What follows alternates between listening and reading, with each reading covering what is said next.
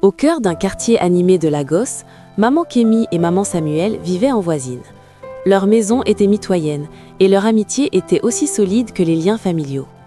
Malgré leur style d'éducation différent, elles étaient inséparables. Maman Kémy, stricte et disciplinée, croyait fermement aux règles et à l'ordre. De son côté, maman Samuel était douce et bienveillante, rarement haussant la voix. Toutes deux travaillaient dur, passant souvent leur journée au marché. Cela leur laissait peu de temps pour leurs enfants, Kémy et Samuel, qui avaient grandi ensemble comme des frères et sœurs. À 12 ans, les deux étaient inséparables. Ils partageaient des secrets, faisaient leurs devoirs ensemble et jouaient dans le quartier. Leur rire résonnait dans le jardin bruyant, rappel constant de leur joie innocente. Un soir, lors d'un dîner banal, Samuel dit à sa mère « Maman, j'ai besoin d'un téléphone. Tous mes camarades en ont un.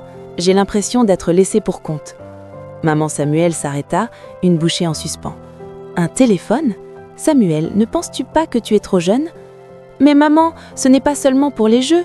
Je peux l'utiliser pour étudier aussi, » répondit-il, les yeux pleins d'espoir. Maman Samuel hésita, incertaine que son fils soit prêt pour une telle responsabilité. Elle posa une condition. « Si tu termines premier de ta classe ce trimestre, je t'en achèterai un, mais seulement si tu prouves que tu le mérites. » Les yeux de Samuel s'illuminèrent de détermination. Dès lors, il étudia plus intensément que jamais, canalisant toute son énergie dans ses livres. Même Kémy remarqua le changement. « Tu es vraiment sérieux avec ce téléphone, hein ?» lui lança-t-elle un soir tandis qu'ils faisaient leurs devoirs de mathématiques ensemble. « Je vais montrer à maman que j'en suis capable, » répondit Samuel avec confiance. À la fin du trimestre, il atteignit son objectif.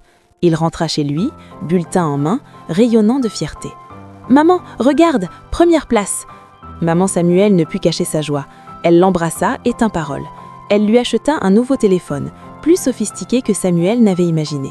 Il en fut ravi. Dès ce jour, le téléphone devint l'objet préféré de Samuel. Il l'utilisait pour jouer, regarder des dessins animés et explorer Internet. Kémy le rejoignait souvent et il passait des heures à rire devant des vidéos drôles ou à partager des jeux idiots.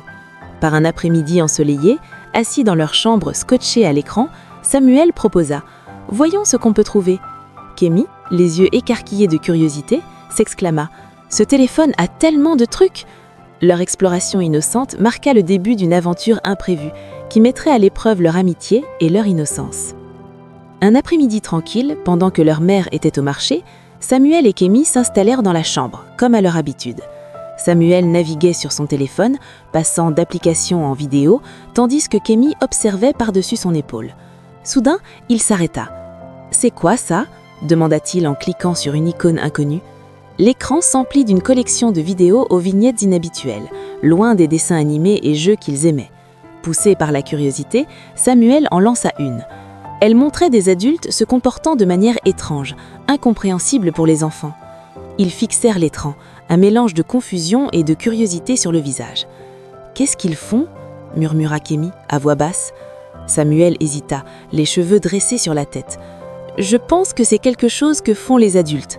J'ai entendu des garçons plus âgés en parler à l'école. » Kémy s'inquiéta. « On devrait regarder ça ? Ça a l'air mal. » Samuel haussa les épaules, sans pouvoir détacher les yeux. « C'est juste une vidéo, on ne fait rien de mal. » Mais au fond d'eux, ils se sentaient mal. La vidéo terminée, au lieu de fermer l'application, Samuel en lança une. Au fil des minutes, leur malaise se mua en fascination.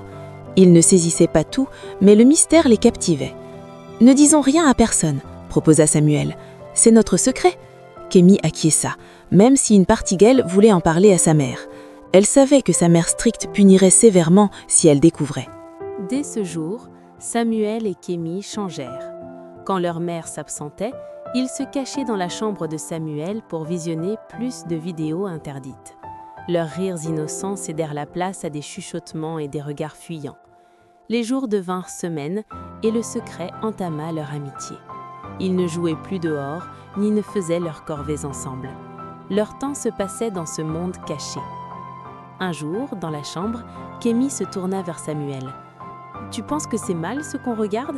demanda-t-elle d'une voix tremblante. Samuel parut mal à l'aise. « C'est juste des vidéos, Kémy, on ne fait rien de mal. » « Mais si maman découvre ?» Samuel secoua la tête. « Elle ne découvrira pas, on doit juste garder le secret. » Kémy acquiesça. « mais son malaise grandissait. Puis, un jour, elle choqua Samuel. Et si on essayait de faire comme dans les vidéos? Samuel s'étrangla. Quoi? Non, ce n'est pas une bonne idée, Kémy. Pourquoi pas? Si les adultes le font, on pourrait mieux comprendre, insista-t-elle. Samuel secoua la tête, le cœur battant. Je ne pense pas. Et si on se fait prendre? Mais Kémy persista, sa curiosité l'emportant sur la peur, jusqu'à ce que Samuel accepte à contre-cœur. La première tentative ne se passa pas comme prévu. Kémy ressentit une douleur intense et demanda à Samuel d'arrêter. Elle quitta la pièce, les larmes aux yeux. Pendant des jours, elle l'évita, refusant de lui parler ou de le regarder. Samuel se sentait affreusement coupable et ne savait comment s'excuser. Enfin, à l'école, il l'approcha. « Je suis désolée, je n'aurais pas dû. » Kémy l'agita avant d'acquiescer. « C'est ok, oublions tout ça. » Leur amitié reprit lentement, mais rien ne fut plus comme avant. Puis, un jour inattendu, Kémy surprit Samuel. « Je pense qu'on devrait réessayer, » murmura-t-elle. Samuel la dévisagea, incrédule. « Quoi? Kémy, non, la dernière fois. »« Je veux le faire, cette fois ce sera différent. S'il te plaît, ne me déçois pas. » Samuel, ne voulant pas la blesser, accepta à contre-cœur. Un après-midi après l'école, ils restèrent dans une salle vide. L'école était silencieuse, la plupart des élèves et professeurs partis. Kémy regarda Samuel avec détermination. « Tu es sûr ?» demanda-t-il nerveusement, jetant des regards autour. « On sera rapide, personne ne saura » répondit-elle. Ils entrèrent dans les toilettes, cœur battant de peur et d'anticipation. Alors qu'ils commençaient à imiter les vidéos, des pas résonnèrent dans le couloir. « Quelqu'un vient !» siffla Samuel, s'écartant. La panique les envahit, tandis que les pas se rapprochaient. Ils fuirent les toilettes, courant dans des directions opposées. C'était le gardien faisant sa ronde. Heureusement, il ne les vit pas, mais l'alerte les secoua. Ce soir-là, chez eux, avec leur mère encore au travail, Kémy insista. « On doit réessayer. » Samuel hésita. « Je ne sais pas. Et si quelqu'un nous voit? Personne n'est là. Nos mères ne rentrent pas avant des heures, » répliqua-t-elle. À contre-cœur, il accepta. Ils s'enfermèrent dans la chambre de Samuel. Mais à peine commencèrent-ils que la porte d'entrée s'ouvrit. « Samuel, tu es là ?» appela maman Samuel. Les enfants se figèrent, terrifiés. Les pas approchèrent et elle frappa à la porte. « Samuel, pourquoi cette porte est fermée ?» En entrant, elle les trouva suspects. « Qu'est-ce qui se passe ici ?» demanda-t-elle d'une voix ferme. Kémy baissa les yeux, Samuel balbutia une excuse, mais elle n'y crut pas. « Asseyez-vous, racontez-moi la vérité. Qu'avez-vous fait ?» Les enfants échangèrent des regards nerveux. Ils ne pouvaient plus mentir. D'une voix tremblante, ils avouèrent tout. Les vidéos, leur curiosité, leur tentative d'imitation. Maman Samuel écouta en silence, le cœur brisé. Une vague de culpabilité l'envahit. Avait-elle négligé son fils en se focalisant sur son travail? Prenant une profonde respiration, elle dit « Restez ici, je dois parler à maman Kémy. » Elle a lâché la voisine et lui raconta tout. Maman Kémy fut choquée et s'effondra. « C'est la faute de Kémy, elle a entraîné Samuel » exclama-t-elle. Maman Samuel secoua la tête. « Non, les deux sont impliqués. On doit gérer ça ensemble, en tant que mère. » Pour la première fois, maman Kémy s'adoucit, son autorité stricte cédant à l'inquiétude. « Que faire ?» murmura-t-elle. « On doit leur parler, et surtout les aider. Des séances de thérapie, des conseils, tout ce qu'il faut pour les guider. » Les deux mères retournèrent chez Samuel et eurent une longue discussion avec les enfants. Elles expliquèrent les dangers du contenu visionné et pourquoi leurs actes étaient risqués, avec douceur mais fermeté.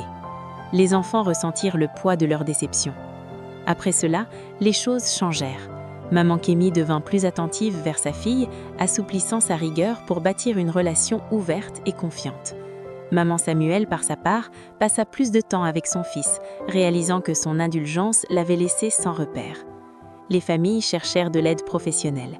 Les séances de thérapie aidèrent Samuel et Kémy à comprendre les conséquences de leurs actes et l'importance de choix responsables. Malgré ces efforts, la relation entre les familles ne fut plus la même. Maman Kémy décida de déménager dans un autre quartier, espérant offrir à Kémy un nouveau départ, loin des souvenirs. Alors que le camion s'éloignait, Samuel le regarda, un mélange de tristesse et de soulagement au cœur. Il avait appris une dure leçon qui le marquerait à vie. Morale de l'histoire, Il est essentiel pour les parents de passer du temps avec leurs enfants, de les éduquer à une utilisation sûre et responsable des téléphones et de les avertir des dangers de certains contenus.